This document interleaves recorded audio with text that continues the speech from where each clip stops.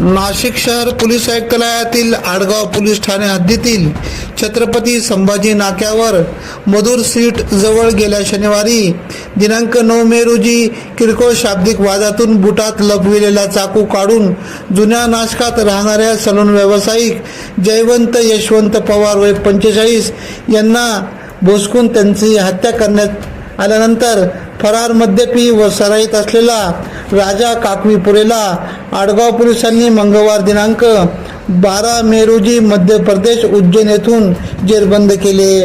घटना घडल्यानंतर पोलीस पथक मनमाड आणि येवला परिसरात काकवीपुरेच्या मागावर होते।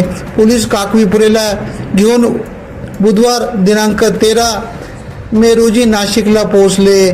शनिवारी पहाटे जयवंत पवार व त्याचा मित्र विनोद आगळे असे दोघे मधुर सीट दुकानासमोर दुचाकीने जाताना काही मित्रांनी हाक मारल्याने ते थांबले।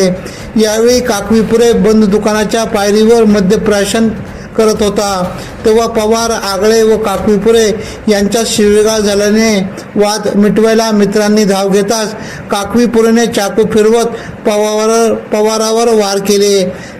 त्यात पहिला वार वाचविला, मात्र दुसरा वार छातीत बरगडीजवळ बसल्याने रक्तस्राव झाल्याने पवार रक्ताच्या थारोळ्यात कोसळल्याने बघून संशयिताने युवकाला चाकूचा धाक दाखवत दुचाकीवर बसून पळून गेला।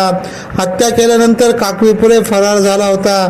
त्याचा शोध घेण्यासाठी वरिष्ठ पोलीस निरीक्षक उमेश पाटील यांच्या मार्गदर्शनाखाली मनमाड येवला भागातून 3 दिवसापासून पोलीस पथक रवाना केले होते।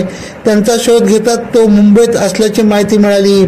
पोलीस उपनिरीक्षक विकास पंचमोस, हवालदार दादासाहेब वाघ, पोलीस हवालदार इम्रान शेख, मनोज मोरे, सुमित शिंदे, शक्ती पेंढारकर आदींनी डोंबिवली गाठली, मात्र तो उज्जैन गेल्याची माहिती मिळताच पोलिसांनी उज्जैन गाठत स्थानिक पोलिसांच्या मदतीने त्यास जेरबंद केले। नासिक जिला कानून का किला में मुख्य संपादक अनवर खान पठान। नासिक पुलिस आरोपी को गिरफ्तार करके लाते हुए देखिए ये